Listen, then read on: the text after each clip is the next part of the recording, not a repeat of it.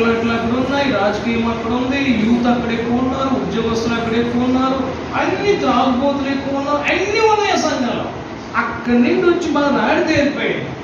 ఎలాగ బాధలు భరించాలి, ఎలాగ ఎక్కడ ఎలాగ ఉండాలి, ఎందుకంటే అది ఒక ట్రైనింగ్ ఇచ్చింది. మోసే ప్రవక్తకి 40 సంవత్సరాలు ఐగుప్తులు ఎలాగ ట్రైనింగ్లో బాగా సుఖవంతుడు అయిపోయాడు. నేను బాగా నలిగాను అక్కడ.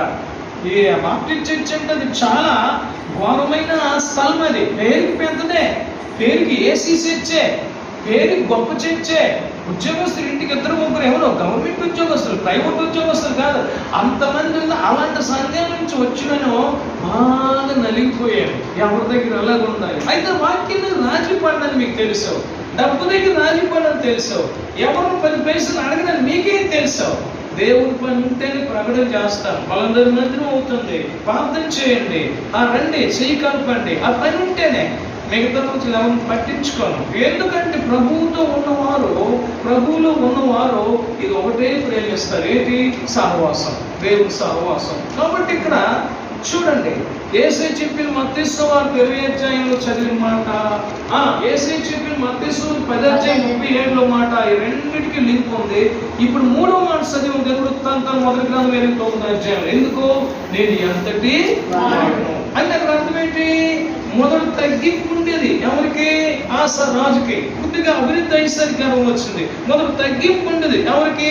హిజ్కియా రాజుకి. కాస్త ఆశ తెచ్చిపడేసరికి ఆ బొబ్బులో దేశస్తులందరూ నాకు ఎంత ఉంటుందని చూపించాడు. వాళ్ళకి దేవుడు అన్నాడు, నీకు ఎంత ఎవరు నాకు తప్పురా అంత శత్రువులు కప్పు చేశాడు.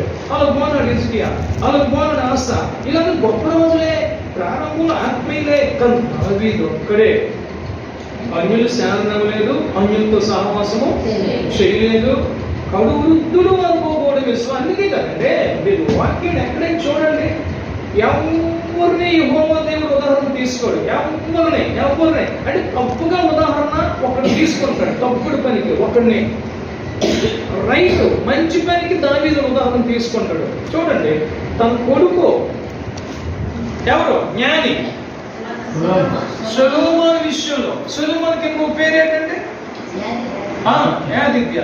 సొలొమోను విషయంలో, తన కుమారుని విషయంలో, నీ తండ్రి వల్ల నువ్వు జీవించలేదు అంటాడు. చూసారు, మన గొప్ప జ్ఞానే. ఎందుకో అజ్ఞానం అయిపోయాడు కొంతకాలానికి.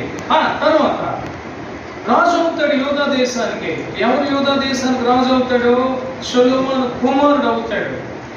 అతనికి అంటాడు, నీ తాతయ్యలో నువ్వు జీవించలేదు అంటాడు.